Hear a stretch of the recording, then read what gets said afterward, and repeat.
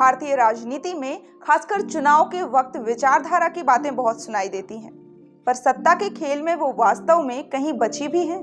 कर्नाटक विधानसभा चुनाव का परिदृश्य फिर एक बार इसी सच को रेखांकित करता है कि सत्ता के खेल में विचारधारा कहीं गुम होकर रह गई है।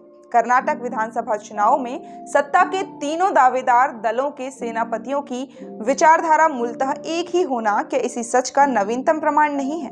विघटन की प्रक्रिया से गुजरते हुए जनता दल के आगे जैसे जैसे कोष्ठक लगता गया, वो व्यक्ति केंद्रित पारिवारिक दल बन गया। कर्नाटक की राजनीति में किंग मेकर माना जा रहा जनता दल सेक्युलर भी उसी का प्रतीक है। वर्तमान जनता दल सेक्युलर का अर्थ पूर्व प्रधानमंत्री एच.डी. देवगौड़ा के परिवार की राजनीति तक समट गया है, जिसका प्रतिनिधि चेहरा फिलहाल में मुख्यमंत्री एच.डी. कुमारस्वामी है। पर मूल जनता दल की बात करें, जो बोफोर्स बवंडर के जरिए वर्ष 1989 में केंद्र में सत्ता परिवर्तन का वाहक बना था, तो पूर्व कांग्रेसी मुख्यमंत्री सिद्धरमैया और मौजूदा भाजपाई मंत्री बासवराज बोम्मई ने भी अपना राजनीतिक सफर उसी से शुरू किया था। बोम्मई के पिता एस.आर. बोम्मई कर्नाटक के मुख्यमंत्री ही नहीं, जनता दल के राष्ट्रीय नेता भी रहे। सिद्धरमैया की गिनती भी कर्नाटक जनता दल के बड़े नेताओं में होती थी। जाहिर है, एक ही राजनीतिक विचारधारा से निकले तीन नेता आज अलग अलग ही नहीं, बल्कि चुनावी प्रतिद्वंदी दलों के प्रतिनिधि के रूप में अगली सरकार के गठन के लिए जनादेश की मांग भी कर रहे हैं। बताया जा रहा है कि देश प्रदेश की भलाई के लिए अमुक विचारधारा की जीत और विचारधाराओं की हार जरूरी है। पर यह क्या वैचारिक राजनीतिक जंग है? इन नेताओं और इनके दलों का जवाब होगा हाँ, ये वैचारिक लड़ाई है। पर कटु सत्य यही है कि सिद्धरमैया और बासवराज बोम्मई दोनों का ही जनता दल से अलगाव राजनीतिक महत्वाकांक्षाओं के टकराव के चलते हुआ था। सबसे बड़े दल भाजपा को केंद्र की सत्ता से बाहर निकालने के लिए 1996 में किए गए कांग्रेस समर्थित संयुक्त मोर्चा सरकारों के प्रयोग में प्रधानमंत्री रहने के बाद एच.डी. देवगौड़ा का कद इतना बड़ा हो गया कि कर्नाटक में जनता दल उनके परिवार के दायरे में सिमटता चला गया। ऐसे में किसी अन्य नेता के लिए देवगौड़ा के पुत्र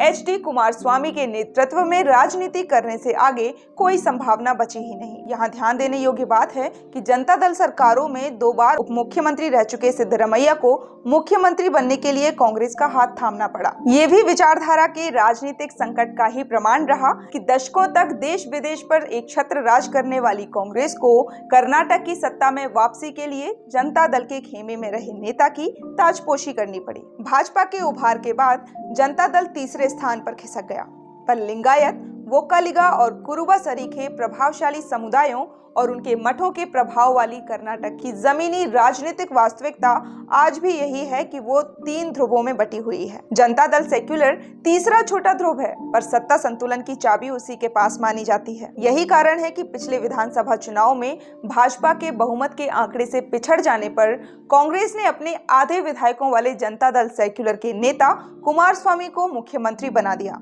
ये अलग बात है कि येदियुरप्पा ने साल बीतते बीतते गठबंधन में सेंध लगाते हुए सत्ता में अपनी वापसी का मार्ग प्रशस्त कर लिया। लिंगायत नेता येदियुरप्पा को अपने दूसरे मुख्यमंत्रित्व काल के 2 वर्ष पूर्ण होने पर जुलाई 2021 में जब बढ़ती उम्र के चलते सत्ता छोड़नी पड़ी, तो भाजपा को भी उनका विकल्प पूर्व में जनता दल के नेता रहे बासवराज बोम्मई में ही नजर आया। जाहिर है, अब इस चुनाव प्रचार में ये नेता अपने अपने दल की कथित विचारधारा का ही गुणगान करते हुए वोट मांगेंगे। पर क्या राजनीतिक विचारधारा किसी आईपीएल फ्रेंचाइजी टीम की ड्रेस की तरह है कि जो मालिक और सत्र के साथ आसानी से बदली जा सकती हो? जनता दल का गठन मूलतः कांग्रेस की परिवारवादी और भ्रष्ट राजनीति के विरोध में हुआ था, जो सत्ता और संसाधनों के विकेंद्रीकरण में विश्वास रखने वाली समाजवादी विचारधारा का प्रतिनिधित्व करता था। फिर भला कोई राजनीतिक दली रातों रात कांग्रेसी कैसे बन सकता है? हालांकि भाजपा और उसकी पूर्ववर्ती जनसंघ ने दशकों तक समाजवादी धारा के साथ मिलकर गठबंधन राजनीति की, पर वैचारिक तौर पर तो कांग्रेस विरोध की समानता के अलावा वो उनसे बहुत अलग ही रही है। बेशक केवल सिद्धरमैया और बासवराज बोम्मई ही नहीं है जो अपनी सत्ता की महत्वाकांक्षा पूरी करने के लिए लगभग विपरीत राजनीतिक ध्रुव में रच बस गए। ऐसे नेताओं की सूची बहुत लंबी बन सकती है जिन्होंने सत्ता के खातिर एक नहीं अनेक बार दल बदले हैं। क्या उनके संदर्भ में विचारधारा की चर्चा ही हास्यास्पद नहीं लगती? ऐसे नेताओं के चलते ही विश्व के सबसे बड़े लोकतंत्र की राजनीति को कई तरह की उपमाएं दी जाने लगी हैं, जो उसका मान तो कतई नहीं बढ़ाती। इसलिए दलों और नेताओं से ये सवाल तो पूछा ही जाए कि आपकी कैसी विचारधारा है जो सत्ता की धारा में बड़ी सहजता से गुम होती दिख रही है।